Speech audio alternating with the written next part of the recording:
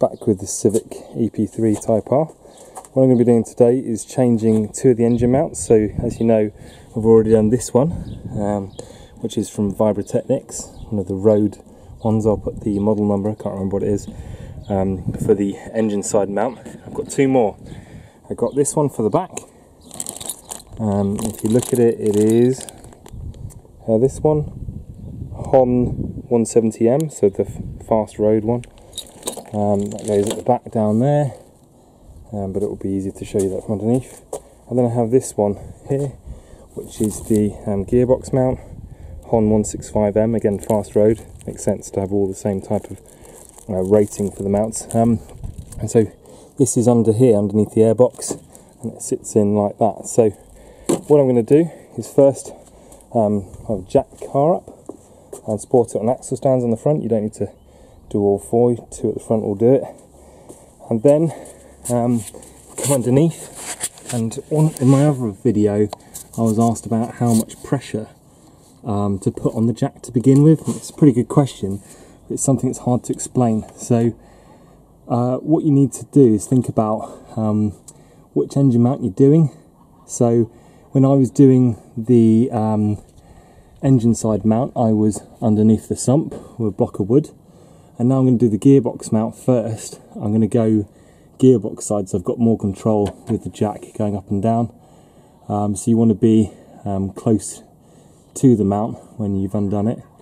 So first of all, you need to make sure you've supporting it, because if I just undo that mount, the whole engine will sag down and I'll end up having to raise the engine anyway. So what I've done is just got this block of wood, come down a little bit, and I'll show you how much pressure you want. So you just see it raised there, and that's enough. You don't want to raise it too much, because then when you undo it, the whole engine's going to try and go up. The engine and transmission is going to go up. So that's how much pressure. You'll probably find out when you've undone stuff you need to jack a little bit up, a little bit more, but that'll do for now. At least it's not going to go anywhere, and then that can just stay like that. And then we need to go back up here.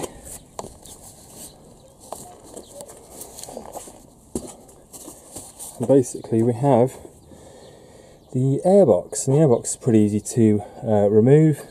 You've got one 10mm down there, another 10mm down there. I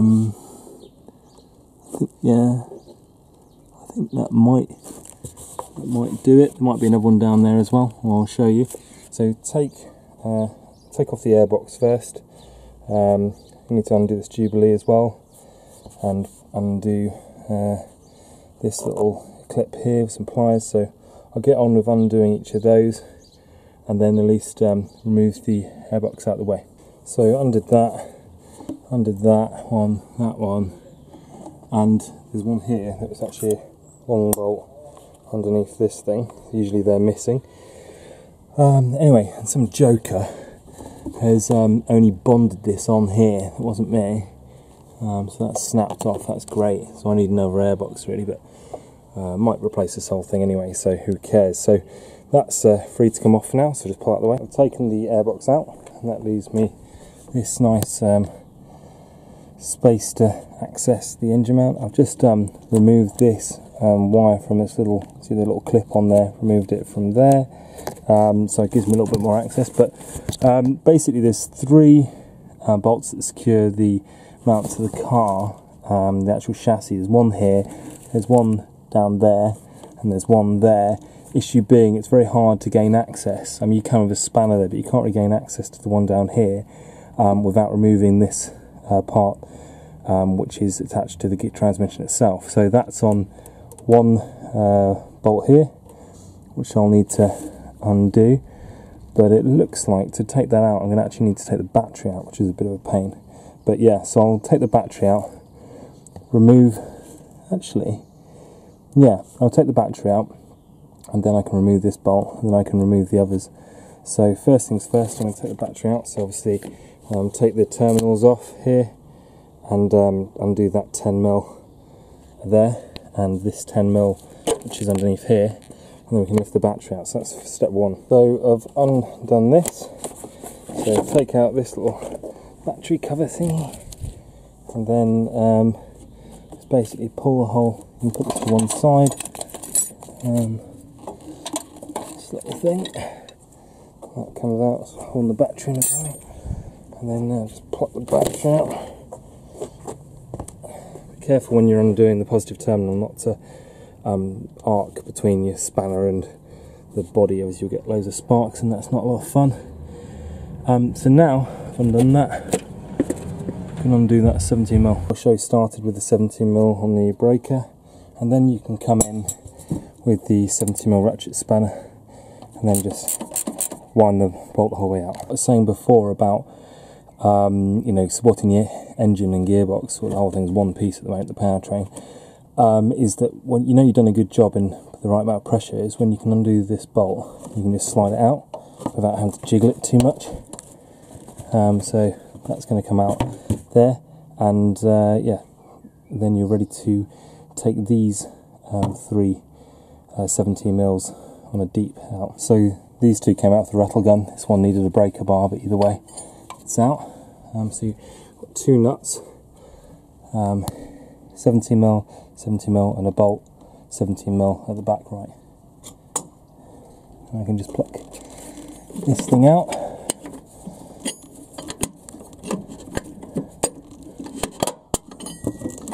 Well, even if I can't pluck it out, at least gives me much more space. 17mm hook spanner. These hook spanners are some of my favourite tools because they're slim, unlike a socket and ratchet, and even having like a breaker bar, they're still smaller than that.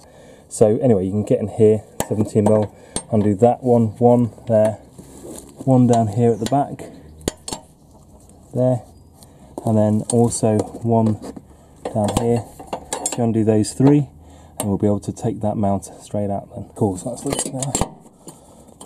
It was kind of helpful having that aluminium bit undone. So this is the Vibratechnics mount.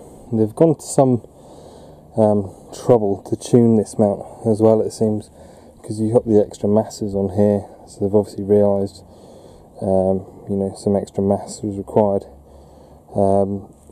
Yeah, I could go into the technical side of that, but I'm really not going to in this video. But either way, basically you see here that there's a longer bolt here, and the rest are the shorter ones, the OEM ones. So it comes with that longer bolt, which as it sits in the car is like this. So longer bolt is bottom right as you look at it there. So we're going to put that one in first, then an OEM one there, and then the last OEM one there. And I really am going to say that undoing this, I mean in part, is actually gives you a lot more wiggle room to do stuff, so I would undo it. So the plan is get this 19mm bolt, the longer one that comes with it, in first, and then get the other two. It should be fairly easy to get the other two 17mm in afterwards. So yeah, then go ahead and just do all of those up with a spanner. 19mm bottom there, and these two 17mm. You can see here I'm just putting the bolts down on the witness marks where they were before, really. So that's a good judge of where they should be. Mounted up, tightened all the bolts, including this middle one. So here under the car I've got 14mm, 14mm, 14mm. It also holds the exhaust on, it's got a rubber on it as well. And then in terms of this big bracket that goes up here, there's some 17mm there. There's the one there is the one that's going to go through the mount, and the others hold this big bracket onto the engine. So, and there's one above there that you can't see the bolt head for, and there's these ones. So what I'm going to do first is undo these 3 14mm and see what kind of room we've got to play with. So that one, those other two are out. I have mostly undone the 17mm up here. Problem being it's hitting on the exhaust. So just getting to the bolts are there, rather than taking that exhaust stuff. All I did, you met Jimmy before, haven't you? And basically just jimmied down on there just to move that mount and pluck that bolt out of there, which is nice. And I should be able to just push this. Again, might have to utilise a bit of jimmy. So So then we'll try and get that mount out there. So then this mount is free. Should be able to come somewhere along here. Like a Rubik's Cube moment, but okay, after a little bit of faffing, it does actually come through here on the left hand side. So, way, there's it out. So get the new one in now, up in place, and then we'll just bolt it up. There's quite a big difference between these two. So you can see, obviously, that's much more solid. It has got some cutouts. I think the race one probably doesn't have those. But anyway, compared to this one, so you can see this one's going to be much stiffer. It'll probably have a penalty of more vibration going into the car, although they say that's not the truth. I think it kind of has to be. Either way, so I'm going to mount that back up in there. You see all the mounts, all the nuts and stuff are kind of held in here as standard. So and then just undo these and then put them up in place and do them back up again. So we'll get on with that. Just to leave the airbox out for this one, here's the top bracket bolt. Take that one out, 17mm. So as you can see, I've taken the two 17mm out here. The whole thing's loose in there now, like that. So then I'm going to work to get this long bolt through. I'll show you what it looks like. So yeah, you can lay that over here, right over, and then get that 17mm in. And then it really is a matter of kind of doing up each of them. So I'm going to wind that 17mm the whole way. Then I'm going to do that top one there, loosely up. Then I'm going to get these in, and then finally I'm going to do these ones on the bottom. But just do everything loose first and carry on like that. So after doing the bolt that goes the whole way through, I said first, then the one at the top here, that 17mm just loosely. You can use the jack to just do these two aside up here loosely again, and then you go to work with these bolts here. So we have the ones that came in the kit, just like that, and they'll come with nylocks. So then get these three in just again loosely. So I've got each of these in now, and so now everything's pretty much loosely in there. Just do them all up tight. So I'm going to start off with these bottom ones. Then I'm going to do these ones here, and finally I'm going to do that one and do it up tight. So that's all on there now and all tight. So battery's on and this airbox on. Don't forget the cold air feed at the bottom here. That little pipe, pain in the ass to get on, but and then this little cap hides that little, you know, the long bolt. So chuck that on. Doubt any of you still got that on there, but if you do, that's what it is. And then obviously we've still got that bolt left because they gave us that 19mm long one on the bottom right of that other. So some of the things that are good is that the actual performance of the car is improved when you are changing gear between first and second, rather than the whole engine slopping back and then forward as you change gear. You don't really feel that so much. It's moving much less. So, you know, it's much easier to drive when you're driving faster, and it even will spin into second and slightly speak into third as well. So that's quite nice as well. It means rather than all the energy going into the mounts and moving the engine, it's actually getting transferred into the wheels and tyres. So that's quite nice. Yeah, it's well worth doing. Definitely a performance advantage. Slight knock on the kind of comfort, I guess, and the idle particularly, and a couple of buzzes, a couple of resonances being set off, but other than that I think you can live with that. And this car is meant for performance more than it's meant for comfort anyway, so not a big deal. So yeah, I think they're worth getting. Now my tyres have got fairly low, see if you can see that. I could probably show you here, they're legal but they're alright. But the main thing I've got as an issue, or a little thing to think about, is the fact I've got new tyres. Same again, Toyo Proxy T1Rs, same as these, T1, yeah, 215 4517. So that's all good, but I really need to get these wheels reconditioned because someone's done a kind of crap job of spraying them. They're dirty, so you can't really see, but The back one's got this brake dust on them, so you can see here all the lacquer's coming off.